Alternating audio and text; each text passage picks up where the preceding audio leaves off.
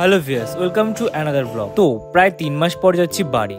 Last মোমেন্টে ঠিক করি যে নববর্ষে বাড়ি যাবো, আর সেই মতো লিভ অ্যাপ্রুভ হয়ে যায়। তো আমার বাস ছিল বারাসাত থেকে, কারণ ট্রেনের টিকিট পাইনি। ও হ্যাঁ, বলাই হয়নি, আমার বাড়ি নর্থ বেঙ্গল, আলিপুরদুয়ারে, জলদাপাড়ার ঠিক কাছেই। বাইরে প্রচন্ড রকমের গরম পড়েছে বলে ভীষণ রকমের ঘামছি, আর ফেসের অবস্থা যা হয়েছে তা বলার মতো নয়। তবে কি বলতো, এই যে চারিদিকে সিনারিওটা দেখছো, বিল্ডিং, কাল সকাল সকাল না এটা পুরো চেঞ্জ হয়ে যাবে, চারিদিকে সবুজ আর গাছে ভরে যাবে, ভেবেও শান্তি। তো চলে এসেছি বিধাননগর স্টেশনে, আর এখান থেকে ট্রেন ধরে যেতে হবে বারাসাত, কারণ বারাসাত থেকে বাস আছে। তো অনেকটা লেট করে ফেলছি, যদিও টাইম হাতে নিয়ে বেরিয়েছিলাম তারপরেও। তবে এবার ভয়টা হচ্ছে যে বাসটা পাবো কিনা। যাই হোক, ট্রেন ঢুকে গেছে, তো বারাসাতে গিয়ে দেখা হবে। তো জ্যাম থেকে বেরিয়ে বারাসাতে এসেই দেখি একটা এনবিএসটিসি বাস চলে যায়। আমারও এনবিএসটিসি ছিল, তো ভয় হচ্ছিল যে আমার বাসটাই কিনা। পরে ফোন করে জানলাম যে আমার বাসটা নয়, সেটা জ্যামে আটকে আছে। ভালোই হলো। জানো তো, এই জায়গাটা ভীষণ পছন্দের আর খুব কাছের আমার, কারণ আমার এমএসসির 2 বছর আমি এখানেই থাকতাম। তো প্রায় বেশ কিছুক্ষণ অপেক্ষা করেই চলে আসে বাসটা, আর এখন উঠেছি আমি বাসে। আর আমি উইন্ডো সিট করে নিয়েছিলাম। নর্থ বেঙ্গলে জার্নিতে উইন্ডো সিট হলে ভালো হয়। আর এবার দেখি বাসের চার্জিং পয়েন্টও দিয়ে দিয়েছে। আগে একবার জার্নি করেছিলাম সেম বাস থেকে, তখন এটা ছিল না। যাই হোক, দিয়ে ভালোই করেছে। আর এখন দিয়ে দিয়েছে আমাদের ফার্স্ট স্টপেজ। তো এটা দিয়েছিল হচ্ছে কৃষ্ণনগরে। তো আমি কিছু খাবার নিইনি, দেখা যাক এখানে যে রেস্টুরেন্টটা আছে তার থেকে কিছু পাওয়া যায় কিনা। তো গিয়ে ভালো করে ফার্স্টে হালকা করে চুলটা আর মুখটা ভালো করে ধুয়ে নিই, কারণ প্রচন্ড ধুলো লেগেছে গাড়িতে উইন্ডো সিটের জন্যই। রেস্টুরেন্টে কথা বলে যেটা বুঝলাম যে এখানে ভাত, রুটি, চিকেন সবই পাওয়া যায় মোটামুটি। তো এত রাতে আমি আর ভাত খাবো না বলে রুটি অর্ডার করে দিই, সাথে মিক্সড ভেজ। তো চলে এসছে 4 পিস রুটি আর মিক্সড ভেজ। এটা কিন্তু দেখতে ভালো লাগছে উপর থেকে, এবার টেস্ট করে দেখা যাক কেমন। এটা খেতে খুব ভালো ছিল।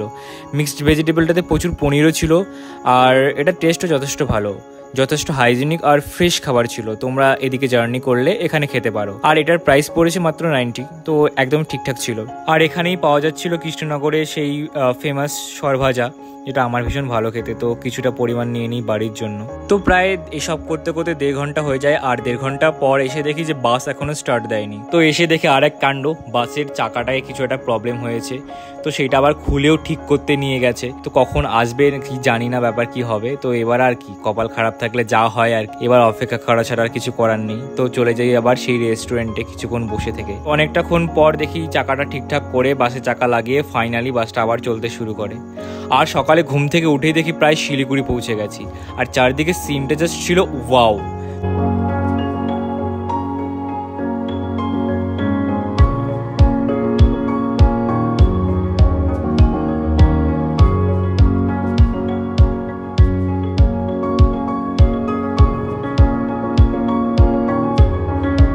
তো শিলিগুড়িতে নেমে আমাকে বাস চেঞ্জ করে আবার আর একটা বাস ধরে যেতে হবে আমার বাড়ি, মানে ফালাকাটা। প্রায় 3 ঘন্টা লাগবে। তো দেখা যাক এবার আর কোন বাস যায়। তো ফালাকাটাতে বাস থেকে নেমে অটো ধরে আবার আমাকে যেতে হবে 5 মাইল, সেখান থেকে আবার খানিকটা হেঁটে তারপর আমার বাড়ি। তো ফাইনালি বাস থেকে নেমে অটো ধরে নিই বাড়ি যাওয়ার জন্য। আর এই অটো রুটের জার্নিটা ছিল জাস্ট অসাধারণ। রোড থেকেই চারিদিকে পাহাড়গুলো দেখা যাচ্ছিল, যেটা হয়তো ভিডিওতে অতটা ভালো করে বোঝা যাচ্ছে না, কিন্তু দেখা যাচ্ছিল। জাস্ট দেখে নাও, অসাধারণ একটা জার্নি। তো এরপর নেমে আমাকে হেঁটে একটু বাড়ি যেতে হবে।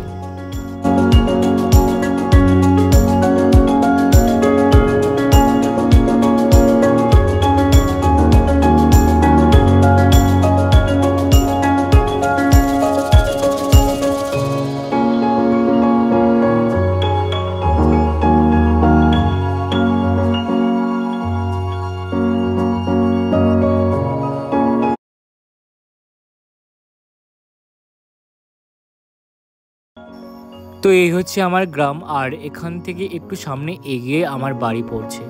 তো বাড়িতে পৌঁছে গিয়ে একটু ফেস ওয়াশ করে নিয়েছিলাম, কারণ প্রচুর ফেসে জমে গেছিলো নোংরা। তো বাই বাই, দেখা হচ্ছে নেক্সট ব্লগে।